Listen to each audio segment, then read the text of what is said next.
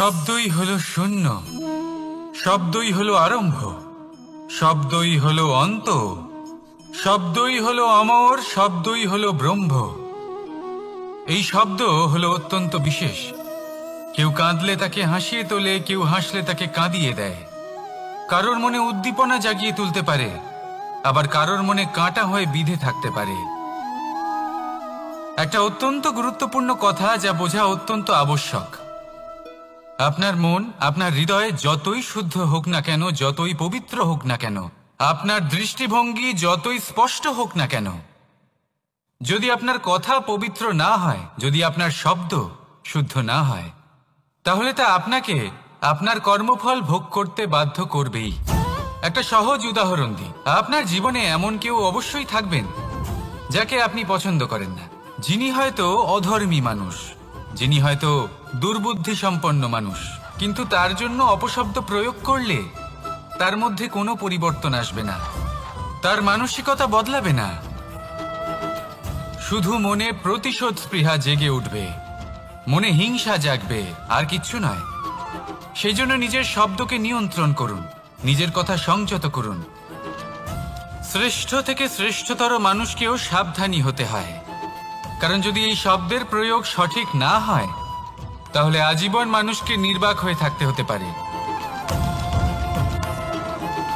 তাহলে নিজের শব্দ নিয়ন্ত্রিত রাখুন, নিজের কথাকে শুভ করুন, এতে প্রেমবোধ জাগিয়ে তুলুন, আর সেই প্রেমবোধ নিয়েই বলুন রাধা রাধা। বরদান এবং অভিশাপ, এই দুই হলো একই মুদ্রার দুটি পিঠ। এই বরদান আমরা অনেক কারণে পেতে পারি। কখনো নিজের পরিশ্রমের কারণে, কখনো নিজের তপস্যার কারণে, কখনো আমাদের পূর্বপুরুষদের কর্ম ও তপস্যার কারণে। কিন্তু এই বরদান কতক্ষণ বরদান থাকবে তা আমরা নিশ্চিত করতে পারি না। তা সুনিশ্চিত করে শুধুমাত্র আমাদের কর্ম। যদি আপনাকে উদাহরণ দিই, আপনি রেশমের কীট দেখেছেন? ও বরদান পেয়েছে যে ও নিজের সুরক্ষার জন্য খোলস বানাতে পারে। এবারও তাতে এত মত্ত হয়ে যায় যে এমন এক আবরণ বানিয়ে ফেলে যাতে সে নিজেই আবদ্ধ হয়ে চাপা পড়ে মরে যায়। এটার তাৎপর্য কি? তাৎপর্য খুবই সরল। গর্ব করা খুবই ভালো, কিন্তু অহংকার করা কখনোই উচিত নয়। যদি অহংকার মনের মধ্যে প্রবেশ করে, তাহলে এই বরদান অভিশাপে পরিণত হতে সময় লাগে না। আর যদি কর্মশ্রেষ্ঠ হয়, তাহলে অভিশাপ বরদানে পরিণত হয়। তাহলে আসুন, শ্রেষ্ঠ কর্ম করুন, আর আমার সাথে ভালোবেসে বলুন রাধা রাধা। সুখ, দুঃখ, মৃত্যু, মহামারী, এগুলো কখনো বলে আসে না, আবার জিজ্ঞাসা করেও আসে না। এমনই হয় দ্রুত ক্রীড়ার এই খেলায়। এক কারাগারের মতো, একটা মাকড়সার জালের মতো। যেমন একটা মাকড়সার জাল একটা পোকাকে নিজের দিকে আসতে আকর্ষিত করে, নিজের চমকের দ্বারা, নিজের গঠন দ্বারা, সেরকমই দ্রুত ক্রীড়ার এই খেলা মানুষকে নিজের দিকে আসতে প্ররোচিত করে। শেষে গিয়ে মানুষ আটকা পড়ে। পার্থক্য শুধু এটাই, যখন এক পোকা এই জালে জড়িয়ে পড়ে, তখন সে তার প্রাণ হারায়। মানুষ যখন এই দ্রুত ক্রীড়ায় আকর্ষিত হয়, সে নিজের মান, নিজের ধন, সব কিছু হারায়, নিজের বিবেক হারিয়ে ফেলে। কিন্তু আপনি আপনার বিবেক কখনোই হারাবেন না। যদি আপনার মনে লোভ চলে আসে, আপনি লোভী হয়ে ওঠেন। যদি আপনি দ্রুত ক্রীড়ার এই খেলায় আটকা পড়েন, তাহলে মনে রাখবেন, এই খেলা থেকে ফিরে আসা প্রায় অসম্ভবই বলা যায়। নিজের বিবেক কখনো হারাতে দেবেন না, কারণ বিনাশ আসার প্রথম লক্ষণ হলো বিবেকের বোধ চলে যাওয়া। এই প্ররোচনায় কখনো পা দেবেন না। আর আমার সাথে ভালোবেসে বলুন রাধা রাধা। বিজয়, বিজয় লাভের জন্য মানুষ কি না করে থাকে, যে কোনো সম্ভাব্য প্রচেষ্টা করে, কিন্তু নিজের বিজয় লাভের জন্য বাজিতে যা ইচ্ছে তাই রেখে দেওয়া কি উচিত কাজ? কখনোই নয়। নিজের হারানো সম্মান, নিজের হারানো সম্পত্তি, নিজের হারানো অধিকার ফিরে পাওয়ার শুধু একটাই পথ রয়েছে, আর তা হলো পুরুষার্থ, দ্যুতক্রিয়া নয়। যে মানুষ নিজেই হেরে গেছে, নিজেই নিজের জয়লাভ করার জন্য অন্য কাউকে কিভাবে বাজিতে রাখতে পারে? এ হলো সম্পূর্ণরূপে অনুচিত। অনেক সময় অনেক ধন লাভ করার জন্য, অনেক সম্পত্তি লাভ করার জন্য আমরা নিজের আসল ধন, আমাদের আপনজন, তাদেরকে হারিয়ে ফেলতেও প্রস্তুত হয়ে যাই। এটা একেবারেই উচিত নয়। যত বড়ই সংকট আসুক না কেন, আমাদের আপনজনদের আমাদের সাথেই রাখা উচিত। নিজের বিজয়ের জন্য ওনাদের বাজি রাখা ঠিক নয়। এই ভুল কেউ একজন করেছেন, আপনি তা ভুলেও করবেন না। রাধা রাধা। নারী জন্মসূত্রে কারোর কন্যা, ধর্মসূত্রে কারোর পত্নী, আর কর্মসূত্রে কারোর মা। আমাদের মনে এই ছবি আঁকা রয়েছে একজন নারীকে নিয়ে, তাই না? একটা অতুলনীয় ভূমিকা রয়েছে নারীদের আমাদের জীবনে, আর নারী ছাড়া আমরা কিছুই নই। কিন্তু অধিকার, সেখানে আমরা একটা ভুল করে বসি। যখন নারী একজন কন্যা থাকে, যখন সে জন্ম নেয়, তখন তার ওপর অধিকার থাকে তার পিতার। আর তারপর যখন বিয়ে হয়ে যায়, তখন তার অস্তিত্বের উপর অধিকার থাকে তার স্বামীর। আর যখন তিনি মা হন, তখন নিজেই তিনি জীবনের সমস্ত অধিকার দিয়ে দেন তার সন্তানকে। কিন্তু আমরা কি কখনো এটা ভেবেছি এই জীবন হলো তার নিজের? যে নারী সবার কল্যাণ করছেন, তার জীবনের অধিকারও তার কাছেই থাকা উচিত, তাই না? তার নিজের জীবনের সিদ্ধান্ত সে নিজেই নিতে পারেন, নিজেই নিজের ভাগ্যের রচয়িতা হতে পারেন। আর এর জন্য আমাদের নিজেদের পাল্টাতে হবে, দৃষ্টিভঙ্গি পাল্টাতে হবে। কারণ এই ধারণা সেটা আজ বা কালকের ব্যাপার নয়, এটা ঘটে চলেছে বহু বছর ধরে, আর চলতেই থাকবে যদি আমরা এটা না বদলাই। আর এটা তখনই সম্ভব হবে যখন আমরা নিজেদের মধ্যে পরিবর্তন আনব। তাই আজকের পর থেকে, এই মুহূর্ত থেকে, কোনো নারীর ওপর অকারণ অধিকার স্থাপনের আগে সহস্রবার ভেবে দেখবেন। কারণ যখন নারী নিজের অধিকার কেড়ে নিতে বাধ্য হবেন, তখন শুধু এবং শুধুমাত্র বিনাশই ঘটবে। রাধা রাধা।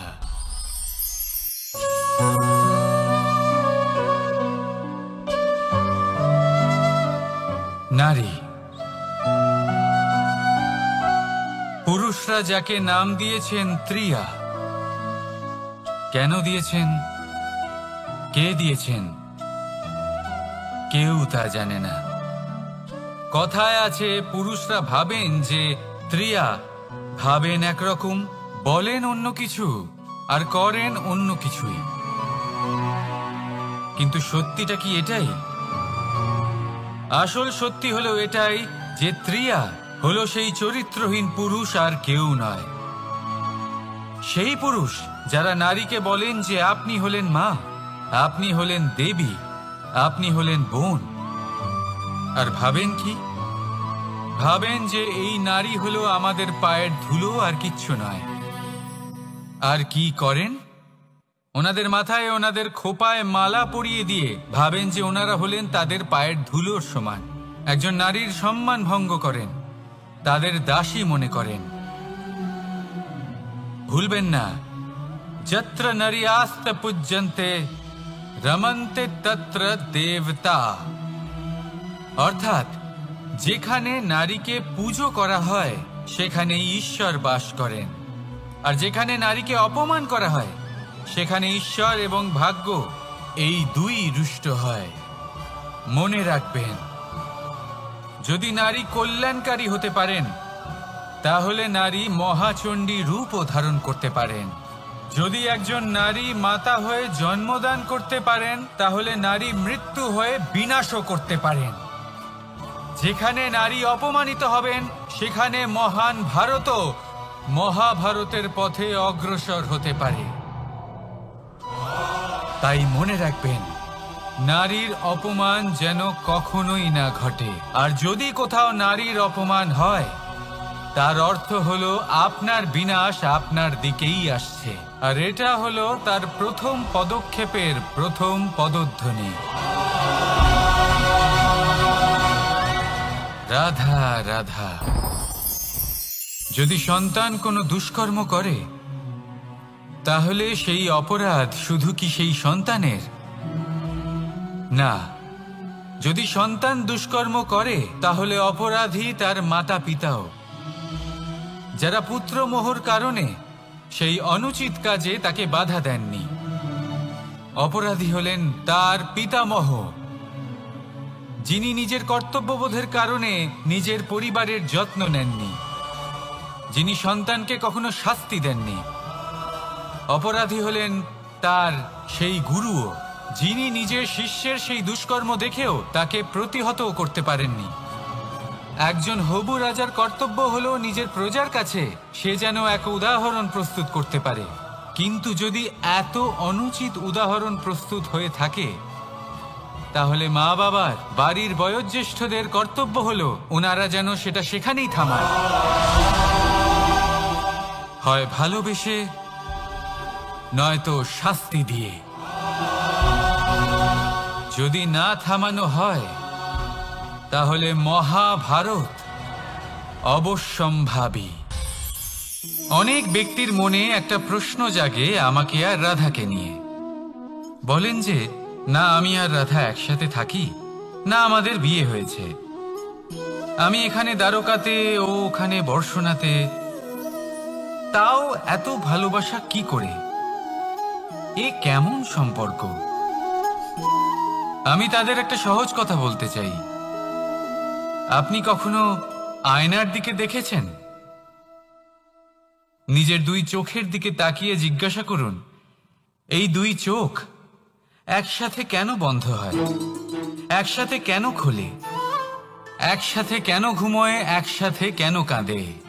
আজীবন কোনো এক মানুষের সাথে সম্পর্ক রাখা অবশ্যই সম্ভব, তাদের সাথে দেখা না করে।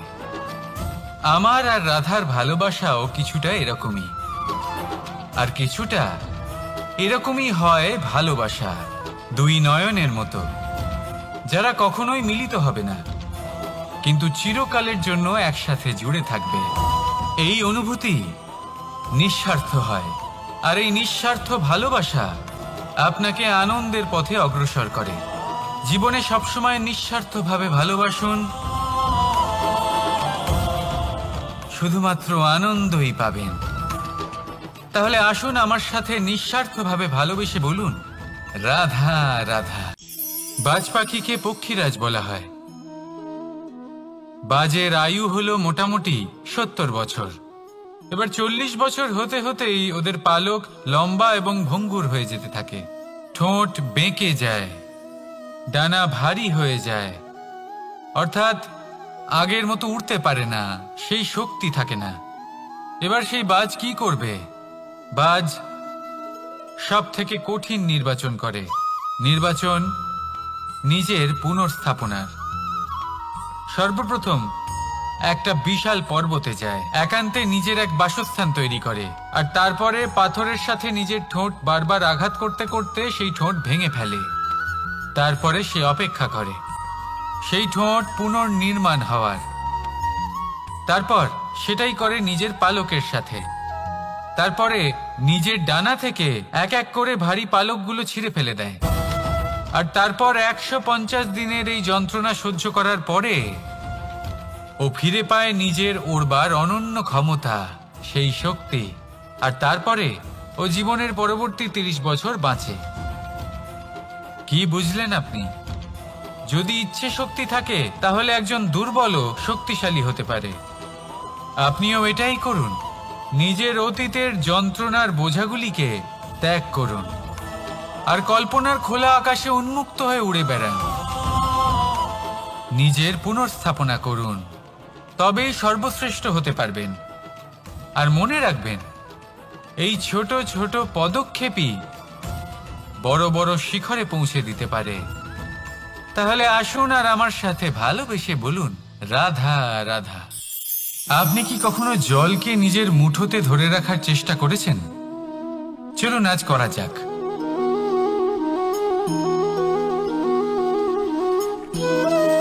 যদি আপনি নিজের মুঠো জোরে বন্ধ করেন, জল ধরে রাখতে পারবেন না। যদি আপনি তাকে এমনি বইতে দেন, তাহলে ও নিজের পথ নিজেই করে নেবে আর আপনার হাতেও থেকে যাবে। আমাদের জীবনও হলো কিছুটা এরকম, জলের মতো। নিজের পথ নিজেই করে নেয় এই জীবন। প্রত্যেক সমস্যার সমাধান নিজেই করে নেয় এই জীবন। তাই জীবনে যখন কোনো পরিস্থিতি আমাদের প্রতিকূল হয়ে থাকে, কিছুই হয়তো আমরা বুঝতে পারছি না, কিছুই যখন বসে থাকে না, তখন আমরা হতাশ হয়ে পড়ি, নিরাশ হয়ে পড়ি। আর এটাই করা উচিত নয়। শান্ত মনে দেখতে হবে যে এই জীবনে আসলে কি ঘটে চলেছে। কষ্ট সবাই ভোগ করেন। কষ্ট পেলে কেউ রেগে যান, রেগে গিয়ে পরাক্রম দেখান। এটাই তো করা উচিত নয়। শান্ত মনে সেটাই করতে হবে যা জীবন আমাদের শেখাতে চাইছে। জীবন আমাদের সব শিখিয়ে দেবে, শুধু মনে রাখবেন কখন প্রয়াস করতে হবে আর কখন আমাদের প্রতীক্ষা করতে হবে, সেটা আগে আপনাকে বুঝতে হবে। তাহলে আসুন আমার সাথে ভালোবেসে বলুন, রাধা রাধা। বল, শক্তি, পরাক্রম এই সংসারের বিকাশের মূল। কিন্তু কখনো ভেবেছেন যে প্রকৃতি আমাদের এই বল, শক্তি, পরাক্রম কেন দিয়েছেন? যাতে আমরা জীবনে কারোর উদ্ধার করতে পারি, কাউকে সাহায্য করতে পারি, কারোর জন্য ভালো কিছু করতে পারি, কোনো গরিব অসহায় মানুষের জন্য কিছু করতে পারি। এই বল, এই শক্তির সদ্ব্যবহার করতে পারি। কখনো দেখেছেন এমন মানুষ যার কাছে অসীম শক্তি আছে, কিন্তু তার সাথেই অসম্ভব অহংকারও রয়েছে, যিনি নিজেকে সর্বশ্রেষ্ঠ বলে মনে করেন, খারাপ কাজও করেন। আপনি দেখবেন প্রকৃতি এবং মানুষ তাকে ভাঙতে সর্বদা চেষ্টা করেন। মনে রাখবেন, যতই সুবিশাল পর্বত হোক না কেন, তা যদি পথে পড়ে, তাকে ভেঙে পথ প্রশস্ত করা হয়। যদি আপনার কাছে বল থাকে, শক্তি থাকে, পরাক্রম থাকে, তাহলে তার সদ্ব্যবহার করুন, কাউকে সাহায্য করুন, কাউকে রক্ষা করুন। যদি আপনি আপনার শক্তির দুর্ব্যবহার করেন, তাহলে মনে রাখবেন আপনি নিজের বিনাশ নিজেই আমন্ত্রণ করছেন। এবার বল অর্জন করার পরে, শক্তি অর্জন করার পরে, আপনি নিজেকে বিনাশ করতে চান নাকি এই সংসারের উদ্ধার করতে চান? সিদ্ধান্ত আপনার। রাধা রাধা। মানুষ আর ধন, এই দুইয়ের মধ্যে সম্পর্ক খুব ঘনিষ্ঠ। ধন হলো সেই শক্তি যার ব্যবহার মানুষ করে থাকে সাংসারিক বস্তু ক্রয় করার জন্য, নিজের জীবন যাপন করার জন্য। আর মানুষ হলো সেই শক্তি যারা ধনকে গুরুত্বপূর্ণ করে তোলেন। এবার একটা কথা বলি, ব্যবহার করা উচিত ধনকে আর ভালোবাসা উচিত মানুষকে। এটা বেশিরভাগ মানুষই বোঝেন না। মানুষ এখানেই সব থেকে বড় ভুল করে বসেন। তারা ভালোবাসেন ধনকে আর ব্যবহার করেন মানুষকে। এ হলো অনুচিত। দেখুন, আপনি একটা সূচের দ্বারা যুদ্ধ করতে পারবেন না, আর কোনো তলোয়ার দ্বারা বস্ত্র সেলাই করতে পারবেন না, তাই না? কোনটা কিসের জন্য হয় সেটা বোঝা অত্যন্ত জরুরি। আপনিও সঠিক দিকে অগ্রসর হন। মানুষকে ভালোবাসুন আর ধনকে ব্যবহার করুন। যদি আপনি মানুষকে ব্যবহার করেন, তাহলে আপনি ভালোবেসে ফেলবেন ধনকে। আর এই ভালোবাসা ধীরে ধীরে পরিণত হবে লোভে, আর ধীরে ধীরে এটা আপনাকে বিনাশ করে দেবে। তাহলে সমস্ত মানুষকে ভালোবাসুন আর এইভাবে ভালোবেসে বলুন, রাধা রাধা। সাফল্য কে না চান? সাফল্য লাভ করার শিখরে পৌঁছানোর আলাদাই একটা আনন্দ রয়েছে। আর আপনজনদেরও কে না চান? প্রত্যেক মানুষ চান যেন জীবনে তার কোনো আপনজন থাকে, যারা সবসময় তাদের সাথে থাকবে। কারণ আপনজনের সাথেই তো সাফল্যের আনন্দ সব থেকে বেশি পাওয়া যায়। কিন্তু আসলে কি হয়, অনেক সময় সাফল্যের খোঁজে সেই পথে চলতে চলতে আমরা আপনদের থেকে দূরে চলে যাই। না চাইতেও দূরে চলে যেতে হয়, ওনাদের সাথে সময় কাটাতে পারি না। আর আমরা ভুলে যাই যে সাফল্যের আসল আনন্দ আপনজনদের সাথেই পাওয়া যায়। সফল হওয়ার পরে আপনদের সাথে দেখা হলে তাদের চোখে আমাদের জন্য যে আবেগ থাকে, যে সম্মান, যে প্রেম থাকে, সেটাই হলো আসল পুরস্কার। আমরা সেই কথা ভুলে যাই এবং একা হয়ে পড়ি। বেশিরভাগ সময় এটাই হয়। বেশিরভাগ সময় সফল মানুষগুলি একা হয়ে যান। এবার আপনি কি চান? আপনি অসফল হয়ে দিনগুলি একাকিত্বে কাটাতে চান, নাকি সফল হয়ে আপনজনদের সাথে আনন্দে থাকতে চান? সেই সিদ্ধান্ত আপনার। সাফল্যের পেছনে ছুটুন, নিজেকে উজাড় করে দিন, কিন্তু আপনজনদের সঙ্গ ত্যাগ করবেন না। সেই আপনজন যারা আপনার সাফল্যের জন্য দায়ী, সেই আপনজন যিনি আপনার সাফল্যে আনন্দ পান, সুখ লাভ করেন, তাদের কখনো ত্যাগ করবেন না।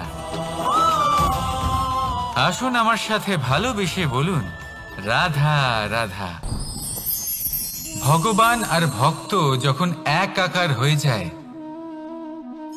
যখন ভক্ত তার ভগবানের প্রতি এবং নিজের জীবনের উদ্দেশ্যের প্রতি সম্পূর্ণরূপে সমর্পিত হয়, তখন জন্ম নেয় ভক্তি।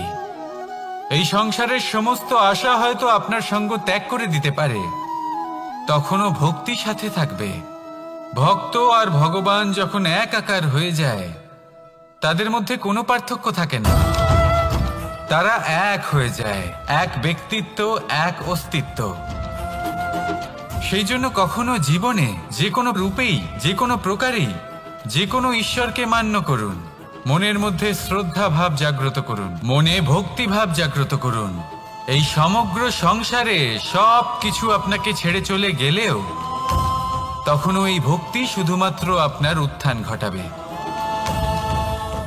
তাই মনে ভক্তি জাগ্রত করুন আর আমার সাথে ভালোবেসে বলুন, রাধা রাধা। শব্দই হলো শূন্য, শব্দই হলো আরম্ভ, শব্দই হলো অন্ত, শব্দই হলো অমর, শব্দই হলো ব্রহ্ম। এই শব্দ হলো অত্যন্ত বিশেষ। কেউ কাঁদলে তাকে হাসিয়ে তোলে, কেউ হাসলে তাকে কাঁদিয়ে দেয়।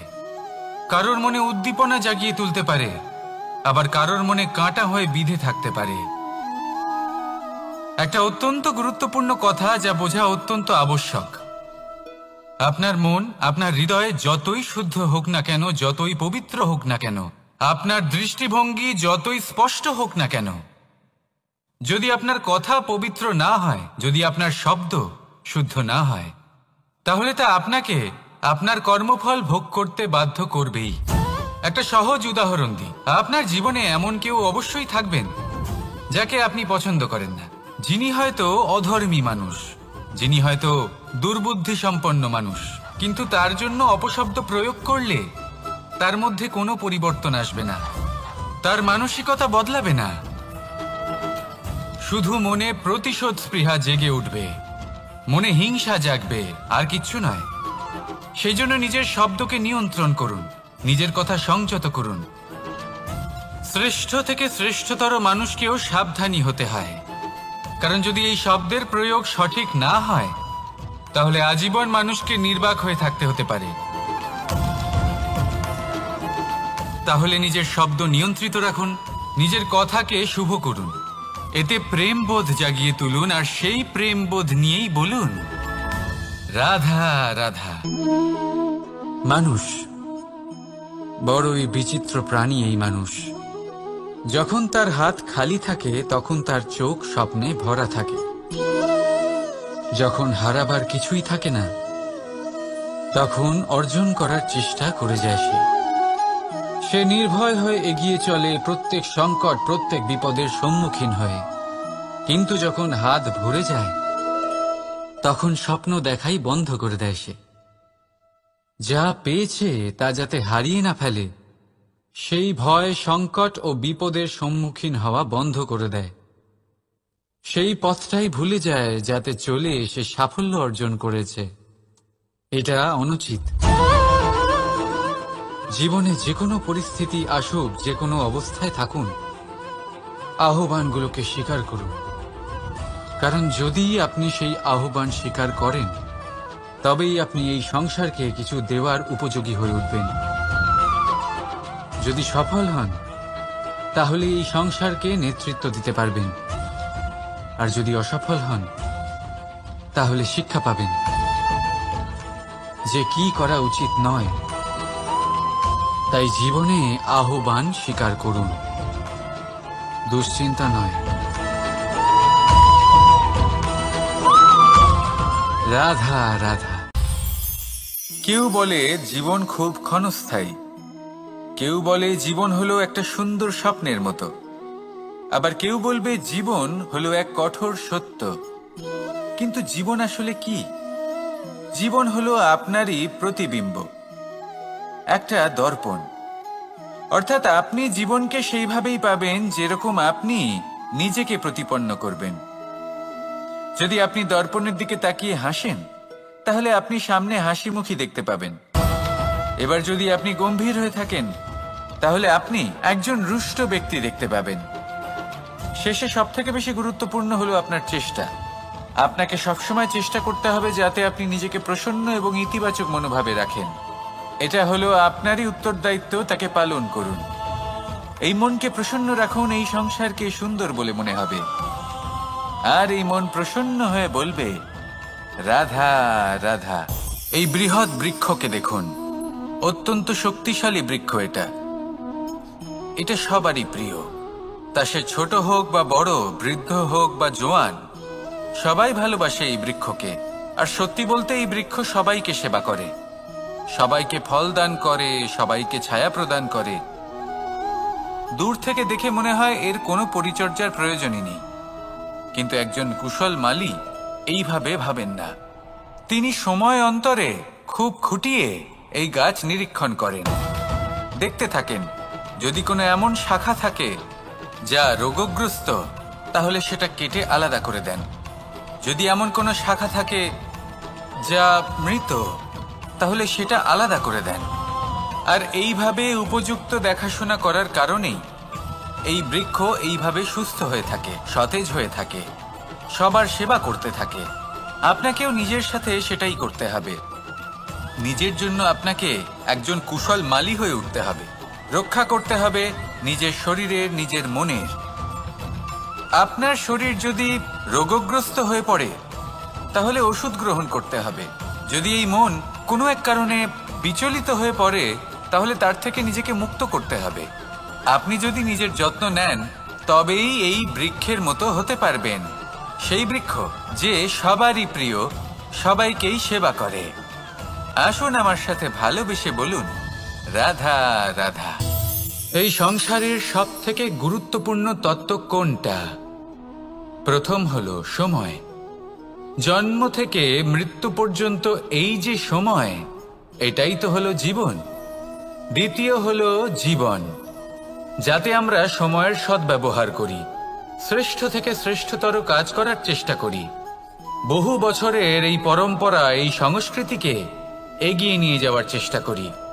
এই সংসারে আমরা অংশগ্রহণ করতে চেষ্টা করি। তৃতীয় হলো ধন, সেই ধন যা প্রত্যেক ব্যক্তি অর্জন করতে চেষ্টা করেন। এবার এই তিনটি তত্ত্বের মধ্যে একটা সামঞ্জস্য আছে, সমান ব্যাপার আছে। সে ধনই হোক বা সময় হোক বা হোক জীবন।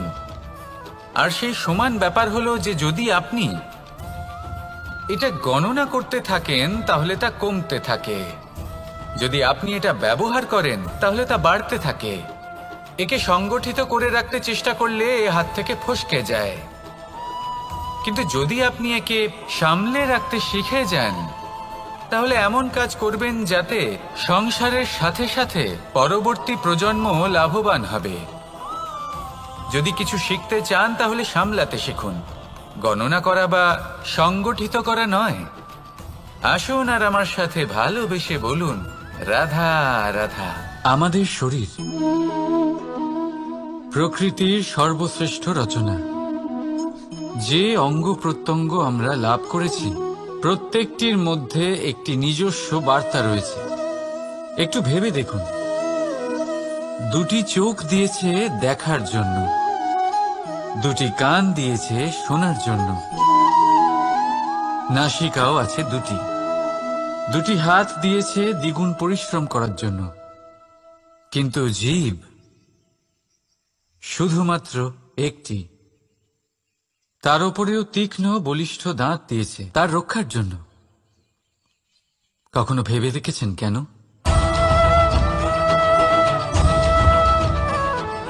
কারণ শব্দ আর শব্দের প্রয়োগ মানুষের সবচেয়ে বড় অস্ত্র, যার প্রয়োগ যত ভেবেচিন্তে করা যায় মানুষ তার জীবনে ততটাই উপরে উঠতে পারে।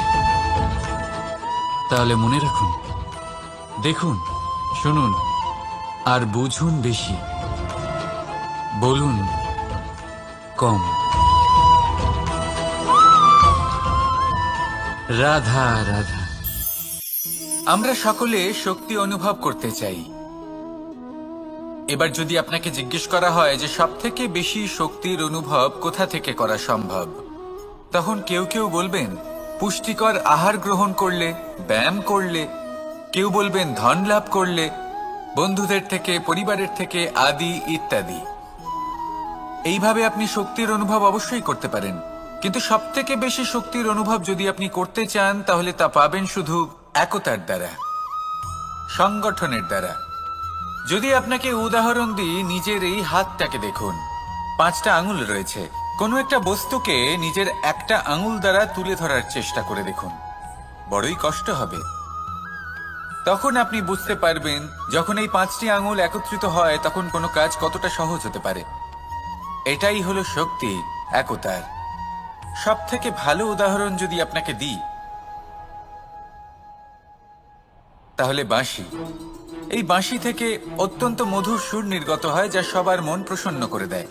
এই কথা সত্যি, কিন্তু এই বাঁশি আমি একটা বা দুটো আঙুল দিয়ে বাজাতে পারবো না। আমাকে প্রত্যেকটা আঙুল ব্যবহার করতেই হবে, তবেই এর থেকে মধুর সুর নির্গত হবে যা সকলকে প্রসন্ন করবে, ঠিক কিনা? ঠিক এইভাবেই যদি আপনি চান যে আপনার জীবনরূপী বাঁশি থেকেও মধুর সুর নির্গত হোক বা সবার মনকে প্রসন্ন করে তুলুক, তাহলে আপনাকেও জীবনে একতা নিয়ে আসতেই হবে। আপনি একাও কর্ম করতে পারেন, পথ চলতেও পারেন, সামনেও এগোতে পারেন, সাফল্যও লাভ করতে পারেন। কিন্তু যখন সকলে একসাথে এগোবেন, সেই পথে চলবেন, সেই কর্মই করবেন, তখন লক্ষ্যে অবশ্যই পৌঁছবেন, সাফল্য অবশ্যই লাভ করবেন। কিন্তু সেই সাফল্য এবং তার আনন্দর সংমিশ্রণটাই একটু অন্যরকম হবে। তাই জীবনে ঐক্যবদ্ধ হন, একসাথে মিলে এগোতে থাকুন, আর আমার সাথে ভালোবেসে বলুন রাধা রাধা।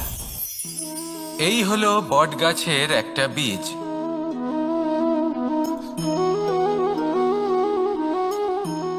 চলুন এটা রোপণ করা যাক, একটু জল দেওয়া যাক। এবার এখানে একটা বিশাল বটবৃক্ষ উৎপন্ন হবে, কিন্তু কিভাবে? এতে কে সাহায্য করবে? এটা সম্ভব কে করে দেখাবে? প্রকৃতি। আগে হ্যাঁ, এই সংসারে যা কিছু উৎপন্ন হয়, যা কিছু নষ্ট হয়, তার জন্য প্রকৃতি দায়ী হন। এই প্রকৃতির কারণেই তো রৌদ্র আসে, প্রকৃতির কারণেই বৃষ্টি হয়, জল পাওয়া যায়। তার কারণেই এই বটের বীজ তা এক বিশাল বটবৃক্ষে পরিণত হবে। কিন্তু একজন মানুষকে দেখুন, মানুষ বলবে এই বৃক্ষে আমার অধিকার রয়েছে। কেন? কারণ আমি এই বীজ বপন করেছি। এবার সমস্ত কাজ প্রকৃতি করবে আর সমস্ত শ্রেয় মানুষ নিয়ে যাবে। এটা কি উচিত? কখনোই নয়। এবার এর উত্তর প্রকৃতিতেই লুকোনো আছে।